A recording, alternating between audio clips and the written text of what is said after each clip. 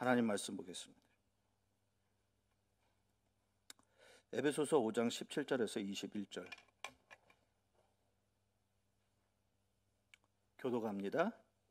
제가 먼저 한 절 읽고 여러분들이 한 절 읽고 나누어서 교독하겠습니다. 그러므로 어리석은 자가 되지 말고 오직 주의 뜻이 무엇인가 이해하라.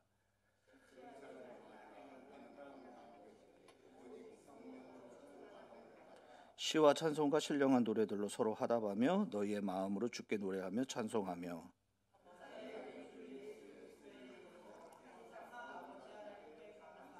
한 목소리로 읽습니다. 그리스도를 경외함으로 피차 복종하라. 아멘. 오늘 우리가 에베소서 5장 17절에서 21절 말씀 가지고 술 취하지 말고 성령 충만하라 라는 제목으로 여러분과 함께 말씀을 좀 나누겠습니다. 오늘 사도 바울이 뭐라고 얘기하냐면 우리가 어리석은 자가 되지 마라. 그건 뭐냐면 주의 뜻을 모르면 어리석은 자가 된다는 말이죠. 그래서 우리가 항상 주의 뜻을 분별하는 자가 되어야 되는데 어떤 사람이 주의 뜻을 분별하는 사람이 되냐면 그 사람은 성령이 충만한 사람이다 라고 오늘 성경에서 얘기하고 있어요. 그래서 18절에 뭐라고 얘기하냐면 술 취하지 말라 이는 방탕한 것이니 오직 성령의 충만함을 받으라 라고 그렇게 얘기하고 있습니다. 그러니까 오늘 성경에서 이렇게 가만히 보시면 여러분들이 뭘 좀 이렇게 눈에 보이냐면 술 취하는 거하고 성령 충만한 거하고 비교하고 있는 것을 우리가 볼 수 있어요. 그건 뭘 얘기하냐면 술 취한 상태와 성령이 충만한 상태가 비슷한 면이 있다는 거예요. 그래서 그걸 이렇게 대조해서 이야기를 하고 있는데 비슷하다고 해서 똑같은 건 아니에요. 같지는 않아요. 먼저 뭐가 비슷하냐? 술 취한 사람, 술은 많이 마시면 마실수록 사람이 어떻게 되면 사람이 변한다는 거예요. 근데 성령이 충만해지면 사람도 어떻게 되면 그 사람도 어떻게 해요? 변화가 있어요. 그렇죠? 근데 변하기는 변하는데 술에 취한 사람은 뭘로 변하냐면 뭘로 변하죠? 술 많이 먹은 사람을 뭐라고 그래요? 개, 멍멍이라고 얘기하잖아요. 그렇죠? 그러니까 술에 취하면 사람이 뭐가 되냐면 개가 돼요. 술 마시러 들어갈 땐 두 발로 들어갔다가 마시고 나서 술에 취해갖고 완전히 만땅꼬가 돼서 나오면 그 사람은 네 발로 기어서 나와요. 그렇죠? 근데 성령에 취하면 사람이 뭐냐면 새 사람으로 변하는 거예요. 거룩한 사람으로 변하는 거예요. 변하는 건 똑같아요. 그런데 어떻게 변하느냐는 완전히 다르다는 거죠. 그러니까 내가 술 취하는 것을 인생을 살 것이냐 성령 충만한 인생을 살 것이냐 우리가 분별할 수 있어야죠. 또 비슷한 점이 있어요. 술을 많이 마셔서 취하면 간이 배 밖으로 나옵니다. 그렇죠? 평소에 엄처가 와이프 앞에서는 한마디 말도 못하는 그런 엄처가 남편이 술에 취하면 어떻게 되면 간이 커져가지고 아내 앞에서 막 큰 소리도 빵빵 치고 평소에 하지 못하는 그런 말을 하죠. 용감해진다고 그러죠. 담대해진다고 그러죠. 근데 그거는 우리가 일반적으로 알고는 용감과 담대하고는 좀 다른 개념인 것 같아요. 그러니까 저는 적절한 표현이 뭐냐면 간이 배 밖으로 나오는 거예요. 자, 근데 성령에 취하면 또 그래요. 성령에 취하면 사람이 어떻게 되면 담대해져요. 용감해져요. 사도 베드로 보세요. 성령이 충만함을 받기 전에는 베드로는 어떤 사람이었습니까? 예수님을 가까이 따라가지 못하는 사람이었어요. 멀찍이 쫓아갔죠. 그리고 예수님을 따르는 제자들이라는 걸 사람들이 알아볼까 봐 두려웠죠. 그래서 누군가가 한 여종이 예수님의 제자인 베드로를 보고 저도 예수를 따르는 자다라고 그렇게 얘기하니까 베드로가 뭐라고 해요? 극구 부인하죠. 그렇죠? 아주 뭐라고 그러나요? 소극적이고 그렇죠? 그리고 아주 쫌냥한 그런 사람의 모습을 우리는 베드로의 모습을 통해서 볼 수 있어요. 근데 그 베드로가 어떻게 바뀌죠? 아주 많은 사람들 앞에서 회중 앞에서 주 예수 그리스도를 주라고 시인하고 예수 그리스도를 믿으라고 영접하라고 담대하게 설교하는 사람으로 바뀌잖아요. 그렇죠? 자기가 그 일로 인해서 붙들려가는 걸 조금도 두려워하지 않았어요. 베드로가 그렇게 바뀐 이유가 뭐예요? 그렇게 변한 이유가 뭐예요? 그렇게 담대해진 이유가 뭐예요? 그가 성령에 취한 사람이기 때문에. 그러니까 술에 취한 거하고 성령에 취한 거하고 좀 비슷하기는 하지만 좀 다르다는 거죠. 또 술에 취하면, 술을 많이 마시면, 술 많이 마신 사람들 얘기하는 거 여러분 혀 꼬부라진 소리 들어본 적 있나요? 없어요? 안 들어봤어요? 뭐 반응이 없어. 그냥 막 벽에다 대고 설교하는 것 같아. 안 봤어요? 봤어요? 좀 대답 좀 해주세요. 주고받고 좀 합시다. 뭐 화나는 일 있으세요? 목사를 보니까 짜증이 나나요? 왜 그러세요? 자, 옆에 있는 사람하고 웃어봅시다. 스마일. 스마일. 뭐 표정이 좀 너무 어두워. 내가 어두워서 그런가? 나 안 어두운데.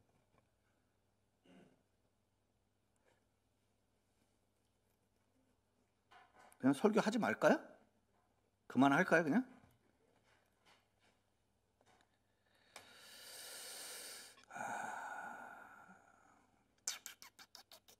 술을 마시는 사람들을 보면 이상한 소리를 해요. 전혀 알아듣지 못하는 혀꼬부라진 소리를 하죠. 그렇죠?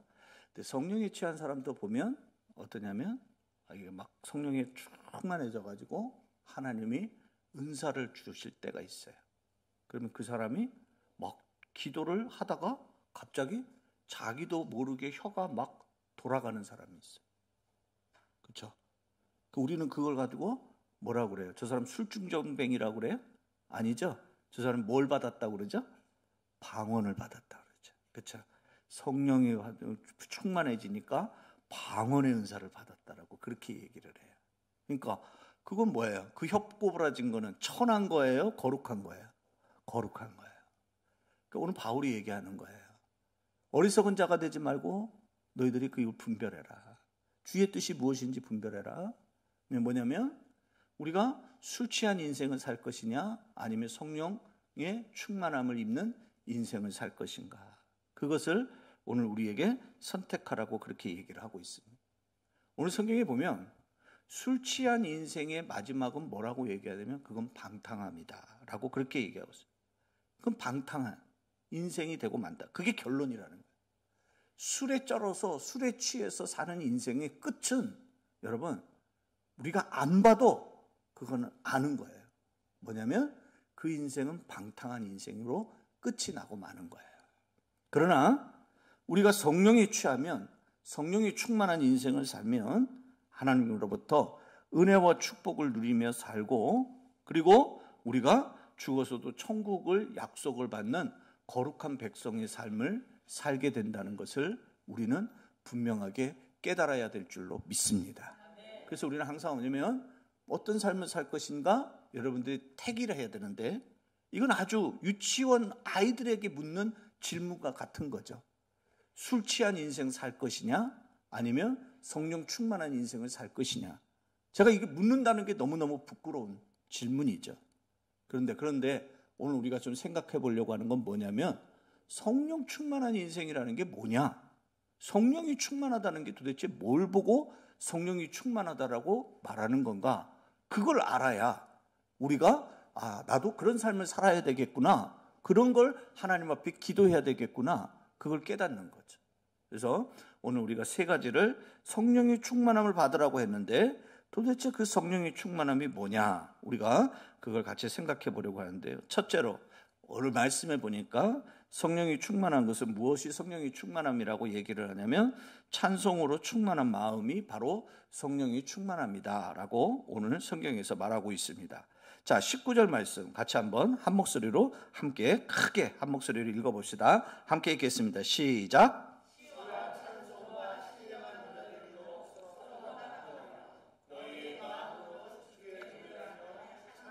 아멘. 여기 보니까 뭐라고 얘기하냐면 오늘 그 18절에 뭐라고 그랬냐면 아까 우리가 읽은 말대로 술 취하지 마라, 방탕하다, 오직 성령의 충만함을 받으라 그렇게 얘기했잖아요. 그리고 나서 바로 오늘 19절에 뭐라고 얘기했냐면 그 성령의 충만함을 받으라고 했는데 뭐가 성령의 충만함이냐면 시, 찬송, 신령한 노래 이런 것으로 주께 노래하면서 찬송하는 거, 이게 바로 뭐냐면 이게 성령의 충만함이다 라고 얘기하고 있는 거예요. 그러니까 성령이 충만한 삶은 여러분 우리가 무슨 뭐 신비하고 뭐 우리가 번접할 수 없는 뭐 요상하고 그냥 뭐 이렇게 감추어져 있는 것 같고 이상한 막 능력을 막 행하는 것 같고, 이게 우리는 뭐 성령이 충만함 이런 거라고 생각을 하기가 쉬운데, 그건 우리 선입견이에요. 그건 우리 선입견이고, 오늘 성경이 뭐라고 얘기하냐면, 뭐가 성령의 충만함이라고 그랬냐면 우리 마음이 주께 노래하는 마음으로 찬양하는 것으로 가득 차 있는 그 심령의 상태가 바로 뭐냐면, 그게 바로 성령이 충만합니다 라고 그렇게 말하고 있어요. 여러분, 술 취한 사람들도 노래합니까? 안 합니까? 해요. 그렇죠? 노래방 가서 막 그냥 신나게 노래를 불러요. 그죠? 막 그냥 저는 한 번도 그런 걸 본 적은 없는데, 넥타이를 풀어갖고 머리에다가 질끈 동여 매고, 뭐 휴지를 막 코에다가 꽂고 귀에다가 꽂고 탬버린을 치면서 얼마나 신나게 노래를 하는지 몰라요. 그죠? 제가 봤다는 얘기가 아니고, 텔레비전에 보니까 그렇게 하더라고요. 그렇죠? 그 사람들 노래해요. 노래방 가서 얼마나 신나게 노래 부르는지. 노래방만이 아니에요. 술 취한 사람들 보세요. 노상에 길거리에 다니면서도 고성방가하죠. 막 소리를 부르면서, 그러면서 노래를 부르면서 막 그런단 말이에요. 술 취한 사람도 노래해요. 그런데 오늘 성령이 충만한 사람이 부르는 노래는 그 술 취한 사람들이 부르는 노래하고는 차원이 달라요. 오늘 뭐라 그랬냐면 시다, 찬송이다, 신령한 노래다라고 그렇게 얘기하고 있어요. 이게 뭐냐면, 이런 것들이 다 뭐냐면, 여기 시라는 말이 다 노래라는 얘기예요. 찬송은 찬송이고, 근데 그게 신령한 노래인데 어떤 때 이게 신령한 노래가 되느냐? 그건 바로 뭐냐면, 여기 보니까 주께 노래하는, 하나님을 찬양하고 하나님을 높여드리는 그런 노래면, 그게 바로 뭐냐면 그게 거룩한 노래, 신령한 노래라고 그렇게 얘기를 하는 거예요. 그러니까 성령이 충만해서 부르는 노래는 뭐냐면 하나님께 영광을 돌리는 노래, 거룩한 노래를 말하는 거예요. 그렇죠? 그래서 성령이 충만한 마음 속에는 언제나 무슨 마음이냐면 하나님을 찬양하고자 하는 마음이 그게 막 가득 차 있는 거예요. 막 그 찬양을 막 드리는 거예요. 노래방 가서 여러분 찬송가 부르는 사람 봤어요? 술 취한 사람이? 없어요. 그 사람들이 부르는 노래는 무슨 노래입니까? 자기 인생 노래예요. 그렇죠? 자기의 노래를 불러요. 자기 삶의 애환, 이별의 아픔, 고통, 슬픔, 막 이런 걸 담아가지고 막 그 노래를 부른단 말이에요. 그래서 우리는 그 사람들이 부르는 노래를 우리는 찬송한다라고 말하지 않아요. 뭐 부른다 그러면 유행가를 부른다라고 그렇게 얘기를 해요. 그 말은 무슨 말이냐면 그들이 부르는 노래와 우리가 부르는 노래가 다르다는 거죠. 그렇죠?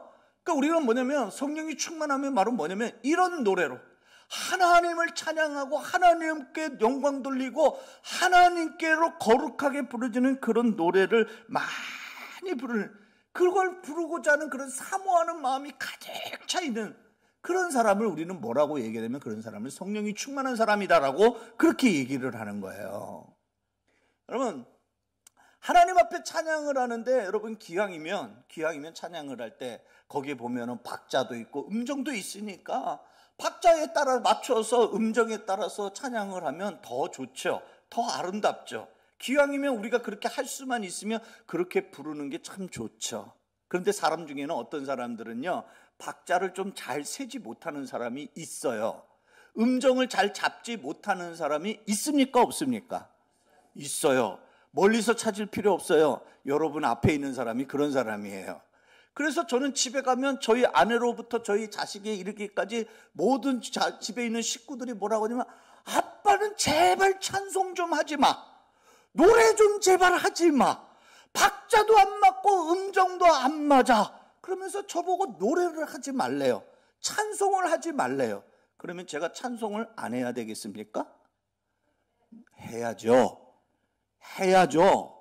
박자가 안 맞아도 해야죠. 음정이 안 맞아도 해야죠. 왜요? 제가 부르는 노래는 여러분들이 들으라고 부르는 노래가 아니고 제가 부르는 노래는 주께 노래하는 노래입니다. 주께 찬송하는 찬송입니다. 그래서 내 노래는 박자가 안 맞고 내 노래는 음정이 안 맞아도 하나님이 박 목사야, 너는 왜 음정이 그 모양이냐? 너는 왜 박자가 그 모양이냐? 너는 왜 노래가 그렇게 나아지는 구석이 조금도 없느냐? 나는 네 노래를 듣고 싶지 않다. 그만 걷어쳐라. 하나님은 한 번도 저에게 그렇게 말씀해 주신 적이 없어요. 저는 믿어요. 제가 비록 하나님을 찬양하는 데 있어서 곡조도 안 맞고 박자도 안 맞지만, 그러나 그럼에도 제가 뜨거운 마음을 가지고 하나님 사랑하는 마음을 가지고 전심으로 하나님을 찬양하며 나아갈 때에 우리 하나님께서 그 찬양을 거룩한 노래요, 신령한 노래요, 영광의 노래로 우리 하나님께서 받아주실 것을 저는 믿습니다. 아멘. 성령이 충만한 것은 뭘 얘기하냐면 이렇게 하나님을 찬양하고자 하는 그런 마음으로 가득 차 있는 그런 것을, 그 마음을 성령이 충만한 사람이다라고 우리가 말할 수 있다는 겁니다. 여러분, 성령으로 충만한 찬양은 능력이 있다는 사실을 여러분들 아십니까? 그럼 다윗이 사울 왕 앞에서 수금을 탔어요. 수금을 탔다는 말은 무엇이냐면 하나님께 찬미했다는 거예요. 하나님 앞에 찬양으로 연주하면서 영광을 돌렸다라는 거예요. 그랬더니 그 순간에 무슨 일이 일어납니까? 그때까지 사울의 마음속에, 사울의 머릿속에 사울을 괴롭히는 악한 영이 있었습니다. 그런데 그 악한 영이 다윗이 하나님을 찬양하고 하나님께 영광 돌리는 찬미를 올려드리니 그 사울을 괴롭히던 악한 영이 그에게서 떠나갔다라고 성경이 말씀하고 있는 것을 여러분들 믿으시기를 주님의 이름으로 축원합니다. 그래서 여러분 가정에서 무슨 소리가 많이 들려야 되냐면 하나님을 찬송하는 소리가 여러분 가정에서 넘쳐나기를 주님의 이름으로 축원합니다. 그러할 때 여러분의 가정에 근심과 걱정, 우리에게 모든 악한 것을 가져다주는 그 악한 원, 대적 원수 마귀가 우리가 찬양으로 하나님 앞에 영광을 돌릴 때 그 악한 영이 떠나게 되는 역사가 우리에게도 나타난다는 사실을 여러분들 믿으시기를 주님의 이름으로 축원합니다. 사도행전 16장에는 빌립보에서 복음을 전하다가 붙들려서 감옥에 갇힌 전도자들이 있죠. 그들이 바로 누굽니까? 바로 바울과 실라 아닙니까? 이들은 예수를 전한다고, 복음을 전한다고 해서 핍박을 받고 매를 맞고 옥에 갇힌 자가 되었습니다. 두 손과 두 발에 착고가 차여졌습니다. 그래서 어두컴컴한 그 어두운 구석에서, 그 감옥 그 상황에서, 하나님을 찬양하지 할 수 없는 그런 상황에서 그 바울과 실라는 무엇을 했냐면 성경에 보니까 하나님을 찬미했다라고 성경에서 말하고 있는 것을 우리는 볼 수 있습니다. 그들이 하나님 앞에 찬양을 드리니, 하나님 앞에 영광을 돌리니 어떤 일이 일어납니까? 잠잠하던 그 빌립보 감옥의 옥토에 지진이 일어나고, 그래서 옥토가 흔들리고, 그리고 감옥의 문이 저절로 열려지고, 바울과 실라의 두 발과 두 손에 매어져 있던 착고가 누가 풀어주지도 않았는데 그 착고가 저절로 풀려졌다라고 성경에서 말씀하고 있습니다. 여러분, 그렇습니다. 우리가 하나님을 찬양할 때 우리를 붙들고 있던 문제가 풀리고 우리를 막고 있던 막힌 그 문들이 저절로 열려지는 역사가, 우리가 하나님을 찬양하고 하나님 앞에 영광 돌리는 찬미로 우리가 하나님 앞에 찬양할 때 이런 역사가 오늘날도 우리에게 있을 수 있다는 사실을 여러분들이 확실하게 믿고 나아가는 그런 성도들이 되기를 주님의 이름으로 축원합니다.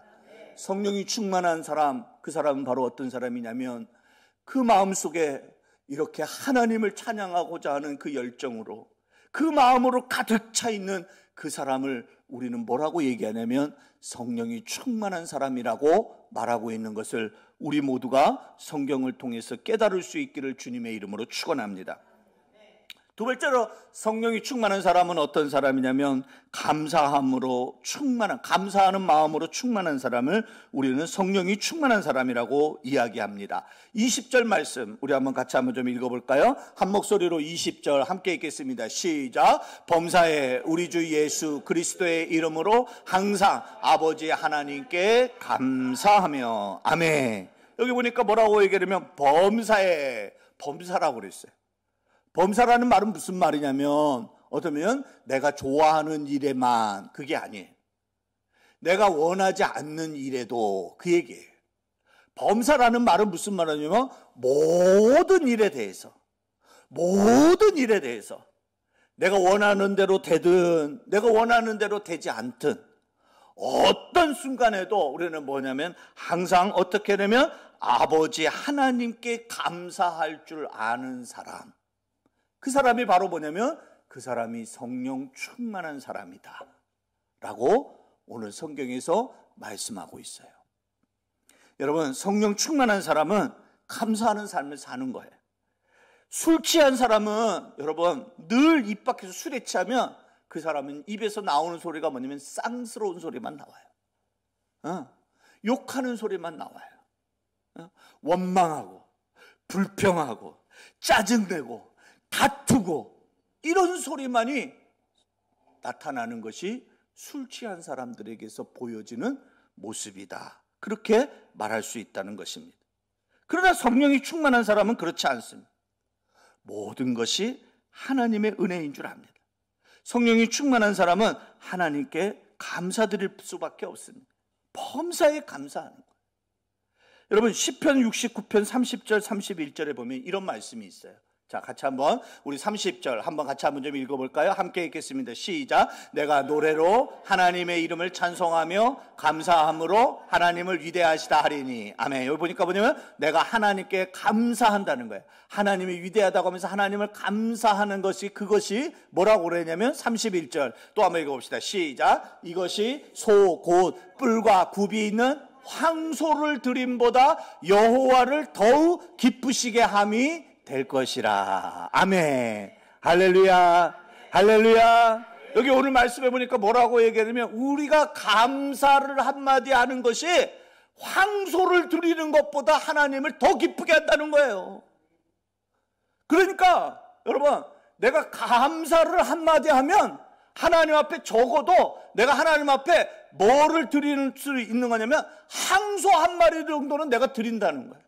여러분, 요새 황소 한 마리가 얼마나 하나요? 우리가 뭐 축산업을 하는 사람이 아니라서 잘 모르겠지만 그래도 뭐 한 수백만 원 하지 않겠어요? 그렇죠? 황소 한 마리가 요새 시세가 얼마나 하는지 잘 모르지만은 여러분 그 한 수백만 원 할 거예요. 그렇죠? 한 2, 300 더 나갈 겁니다. 그런데 여러분 보세요. 내가 하나님께 감사하는 것이 그 황소를 드리는 것보다 그것이 더 하나님이 기뻐하신다는 거예요. 그럼 이 말은 무슨 말이에요? 감사가 그만큼 쉽다는 거예요? 어렵다는 거예요? 어렵다는 거예요. 아무나 감사할 수 없다는 거예요. 아버지 학교라는 곳이 있어요. 좋은 아버지가 되기 위해서 이렇게 5주간 훈련을 받는 그런 과정이 있는데 그 과정 속에 무슨 숙제가 있냐면 이런 숙제가 있어요. 내가 아내가 좋은 이유 10가지를 써보십시오 라는 게 있어요. 우리가 얼른 생각하기에 아내가 좋은 이유 10가지를 써보라고 그러면 쉬울 것 같죠. 근데 막상 쓰려고 하면 대부분의 많은 사람들이 쓰지를 못합니다. 반대로 어머니 학교가 있어요. 어머니 학교에서는 어머니들에게 똑같은 숙제를 냅니다. 남편이 좋은 이유 10가지를 써보세요 하면 의외로 우리가 생각하기엔 뭐 그게 어려워? 뭐 난 10개 충분히 채울 것 같은데 근데 막상 써다 보면 같은 말을 반복하고 있는 자기 모습을 발견하게 돼요. 그만큼 감사할 것이 많을 것 같은데 감사를 쉽게 말할 것 같은데 쉽지가 않아요. 여러분 우리 교회가 좋은 이유 10가지 한번 써보라고 그러면 여러분들 여기서 쉽게 10가지를 쓸만한 분들이 그렇게 많지 않습니다. 그건 왜 그러냐면 그만큼 우리가 감사에 익숙하지가 않기 때문에 그렇다는 거예요. 근데 오늘 성령이 충만한 사람은 어떤 사람이냐면 감사로 그 마음이 가득 차 있는 사람. 예전에 제가 섬기던 교회에 집사님 한 분이 계세요. 여기가 한번 제가 간증을 한번 한 적도 있는 걸로 아는데 이름은 정철성 집사님이에요. 이분은 중곡동 제1시장에서 조그만 과일 가게를 하시는 집사님이셔요. 근데 이분이 집사님인데 집사님답지 못했어요. 신앙도 얕았고 그리고 또 생활에 이렇게 모범이 되지 못하고 좀 그랬어요. 그래서 늘 이렇게 목회자들에게 이렇게 좀 아픈 손가락 같은 그런 집사님이셨어요. 근데 이 집사님이 암 환자가 됐어요. 갑자기 암이 온 거예요. 젊은 나이에 40대 초반에 암이 왔는데, 암이 장으로부터 시작을 해가지고 대장에서부터 시작이 돼가지고 그 암이 온몸 구석구석 다 퍼져나갔어요. 그래서 뭐 위고 간이고 막 아예 암이 안 들어간 데가 모든 어디에 그냥 장기마다 전부 암에 다 그 암세균이 다 퍼져가지고, 그래가지고 암이 온몸이 다 퍼진 상태였어요. 근데 이제 이 집사님이 최종적으로 이제 돌아가셨어요. 하나님 나라의 부름을 봐서 돌아가셨는데, 최종적으로 왔던 암이 어디까지 퍼졌냐면 폐에까지 이 암이 가게 된 거예요. 그러니까 여러분, 폐암은 여러분이 여러 가지 암들 중에서 가장 통증이 심한 암이 폐암입니다. 그래서 이 폐암은 마약을 먹어도 통증을 가라앉히기 위해서, 진통을 가라앉히기 위해서 마약을 먹어도 그 마약이 듣지 않을 정도의 그런 큰 고통과 아픔을 가져다 주는 게 이 폐암이라고 해요. 근데 이 집사님이 마지막에 그 폐암에 걸린 거예요. 근데 이제 병원에서는 더 이상 손 쓸 길이 없어가지고, 그래서 이제 제가 그때 그 집사님 담당 교구 목사여서 제가 그 용인에 있는 샘물 호스피스라고 하는 그 암 환자들이 모여 사는 곳이 있거든요. 이제 그분들이 이제 임종이 얼마 남지 않은 분들이 모여서 말씀 들으면서 기도하면서 자기의 죽음을 맞이하는 그런 호스피스인데, 거기로 이제 제가 안내를 해서 그분이 이제 거길 가셨어요. 그런데 가신 지 얼마 안 돼 가지고 그 집사님에게 또 뭐가 왔냐면 중풍이 온 거예요. 뇌졸중이 온 거예요. 그래가지고 온몸이 다 마비가 돼서 움직이는 거라고는 요 눈만 껌뻑껌뻑거리는 것만 움직이지고 말도 못 하시고 손도 안 움직이고 발도 움직이지 못하고, 그래서 아내 되시는 그 집사님이 돌아가시는 날까지 뭘 했냐면 똥 오줌을 받아내야 됐어요. 자기 스스로 걷지를 못하니까 얼마나 힘들겠어요. 암 환자 자체만으로도 힘든데 세상에 자기 몸을 자기가 움직이지 못하는 상태까지 갔으니 그게 얼마나 본인도 힘들고, 또 옆에서 간호하시는 그 아내 되는 집사님은 또 얼마나 힘들었겠습니까? 근데 제가 임종이 얼마 안 남았을 때, 그때 제가 이제 거기를 신방을 갔는데, 예배를 마치고 나서 잠깐 차를 마시면서 이야기를 하는데 그 아내 되시는 집사님이 이렇게 얘기하는 거예요. 목사님, 사실 너무너무 감사한 일이 있었어요. 뭐가 감사해요? 우리 정 집사 얼마 전에 중풍이 왔잖아요. 뇌졸중이 왔잖아요, 목사님. 네. 그럼 얼마나 힘드셔요, 집사님? 그랬더니 전 근데 그게 감사해요. 아니, 그게 왜 감사가 되지? 저는 얼른 묻지는 못했어요. 왜냐면 결례가 될 수도 있으니까. 그래서 제 머릿속에는 한참 복잡했어요. 아니, 그게 왜 감사야? 그런 게 안 와야 감사지. 지금 암도 힘들어 죽겠는데 왜 중풍이 왔는데 왜 뭐가 감사라는 거야? 왜 감사가 되지? 막 제 머릿속에서 막 복잡하게 막 돌아갔어요.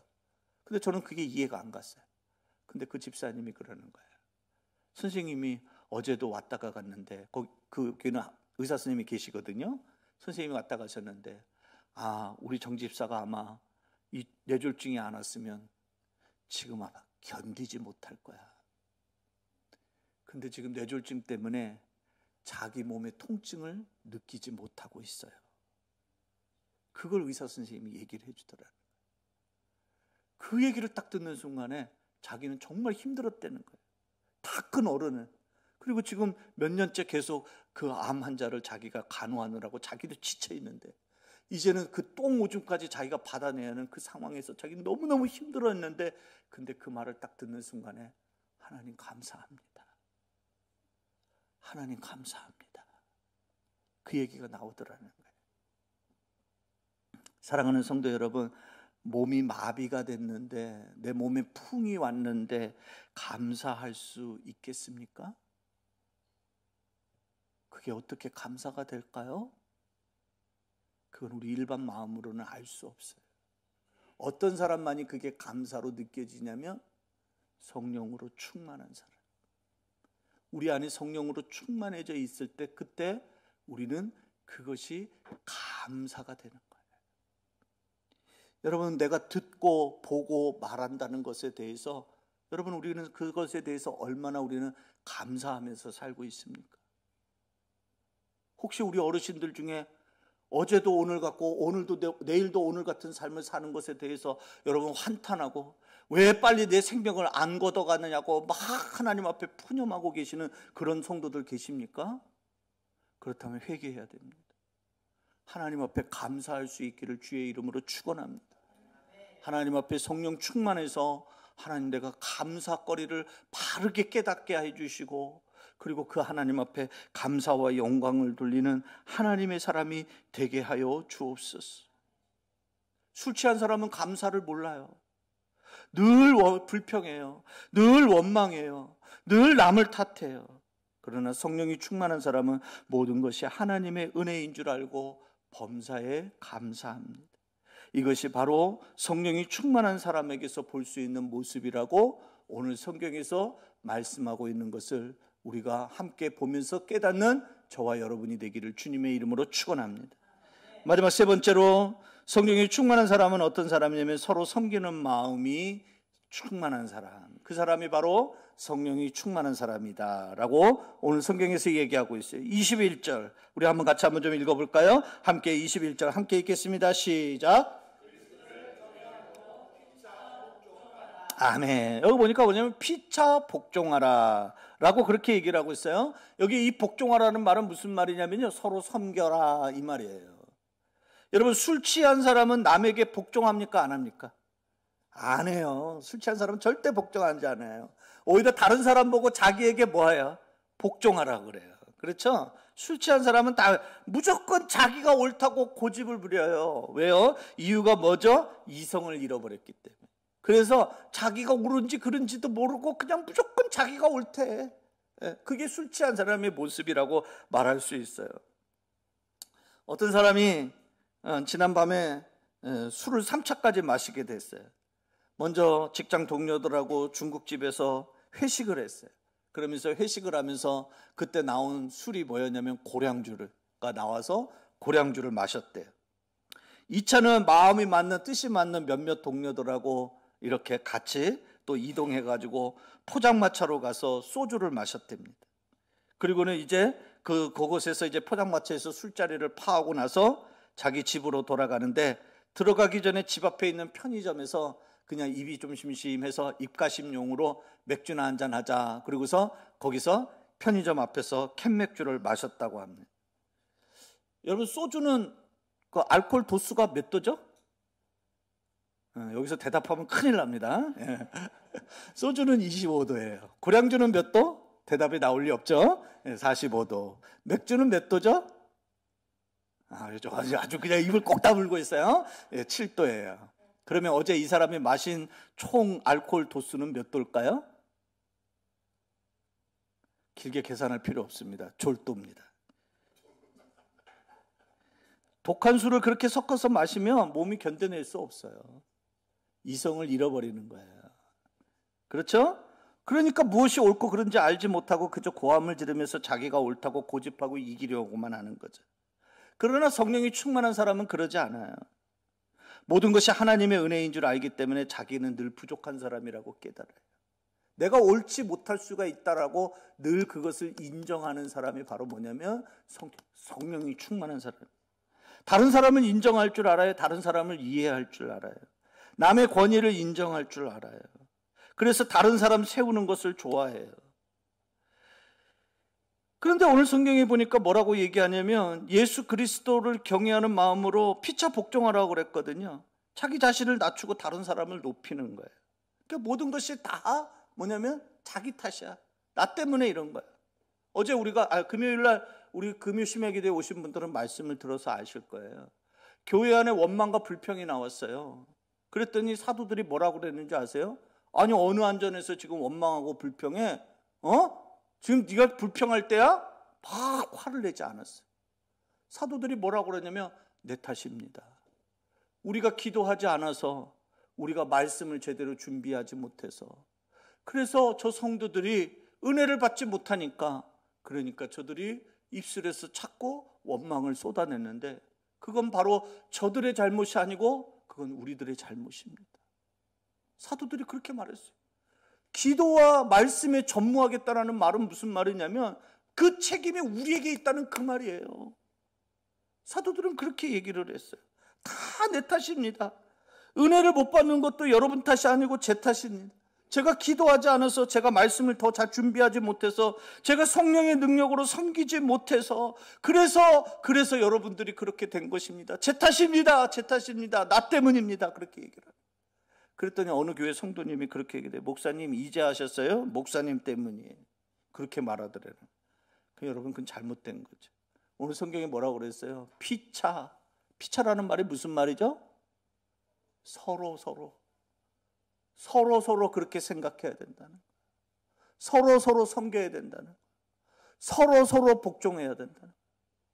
목사만 복종하는 게 아니고 성도들도 복종하고, 목사만 섬기는 게 아니라 성도들도 섬기고, 피차 복종하라는 거예요. 피차 섬기라는 거예요. 그게 오늘 성경에서 얘기하는 거예요. 여러분, 교회의 직분자를 종이라고 얘기해요. 목회자들 가르쳐서 주의 종이라고 얘기해요. 그러면 목회자만 주의 종입니까? 그럼 여러분은 뭡니까? 그게 아니에요. 직분을 맡고 있는 모든 성도들은 다 주의 종이에요. 우리에게 있어서 주인은 오직 한 분이에요. 예수님밖에 없어요. 예수님만이 주인이에요.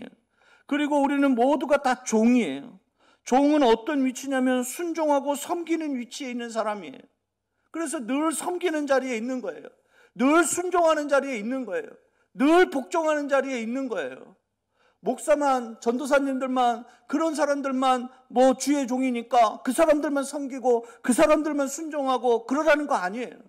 모든 하나님의 백성들이 다 뭐냐면 피차 섬기고 복종해야 되는 거, 이게 바로 오늘 성경에서 이야기하는 거예요.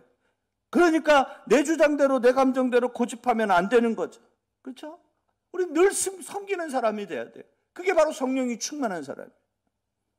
교회 안에도 이렇게 가만히 보면 섬기는 일을 하는 곳에 보면 늘 같은 사람이 있어. 뭘 해도 일은 다른데도 늘 섬기는 일에 가보면, 거기에 가면 누가 이 일을 섬기고 있나 하고 가서 들여다보면 그 사람이 그 사람이야. 그래서 우리는 어떤 때로 생각할 때 보면 아니 왜 좀 다른 새로운 사람은 안 들어오고 왜 저 사람만 매일 저 사람만 나와서는 어떤 때는 막 그게 조금 이해가 안 돼.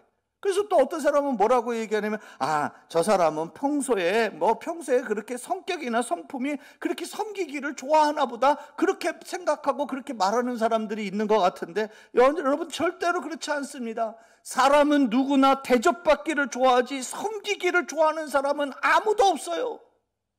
다 대접받고 싶어 해요.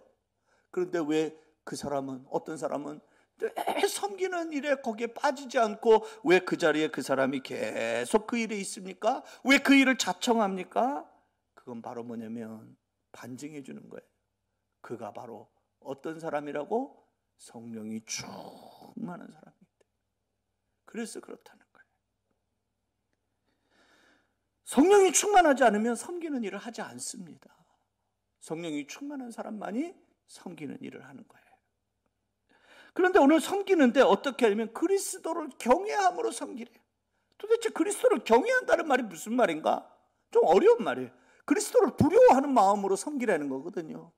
그런데 오늘 이 말을 잘 풀어서 얘기해 주는 말씀이 골로새서 3장 23절의 말씀이에요. 어떻게 하는 것이 그리스도를 경외하는 것이냐? 골로새서 3장 23절 함께 한 목소리로 읽어봅시다. 함께 읽겠습니다. 시작. 무슨 일을 하든지 마음을 다하여 주께 하듯 하고 사람에게 하듯 하지 말라. 아멘. 할렐루야. 예, 그리스도께 경외하는, 그리스도를 경외하는 마음으로 한다는 말은 무슨 말이냐면 어떤 일을 하든지 간에 누구에게 하듯 주께 하듯 주님에게 하듯 하라는 거예요. 사람에게 하듯 하는 것은 그거는 그리스도를 경외하는 사람이 아니라는 거예요. 주님에게 하듯이 하는, 그것이 바로 뭐냐면 그리스도를 경외하는 사람의 모습이다라고 말하고 있는 거예요. 사랑하는 성도 여러분, 오늘은 저는 성령이 충만함이 도대체 뭔가, 오늘 우리가 세 가지를 살펴봤어요. 어떤 사람은 성령이 충만함이 뭐 아주 신비하고 요상하고 뭐 감춰져 있는 것 같고 어떤 뭐 독특한 뭐 그런 게 성령이 충만함이라고 생각하는 그런 우리 선입견이 있는데, 오늘 성경에는 그것을 이야기하지 않아요. 성령이 충만함은 어떠냐? 내 마음이 주께 찬양하는 그런 마음으로 가득 차 있으면 그 사람이 바로 성령이 충만한 사람이고, 내 마음 안에서 감사가 충만하면 그 사람이 바로 성령이 충만한 사람이고, 그렇죠? 그 다음에 마지막 세 번째로 섬기는 일에 내가 차청하고 그 일에 순종하고 나아가면 그 사람이 바로 성령이 충만한 사람이라 오늘 말씀하고 있는 이 말씀을 우리 모두가 기억할 수 있기를 주님의 이름으로 축원합니다. 바라기는 저와 여러분이 섬기는 이 교회가 그런 교회 되기를 원합니다. 그런 교회 되기를 꿈꿉니다. 우리 교회가 서로 주님을 찬양하는 마음으로 뜨거운 교회. 목사님을 보면 목사님 감사합니다. 장로님을 보면 장로님 감사합니다. 권사님을 보면 권사님 감사합니다. 집사님을 보면 집사님 감사합니다. 어린 자녀들을 보면, 주일학교 학생들을 보면 주일학교 학생들에게 감사합니다. 이렇게 감사가 넘쳐나는 교회.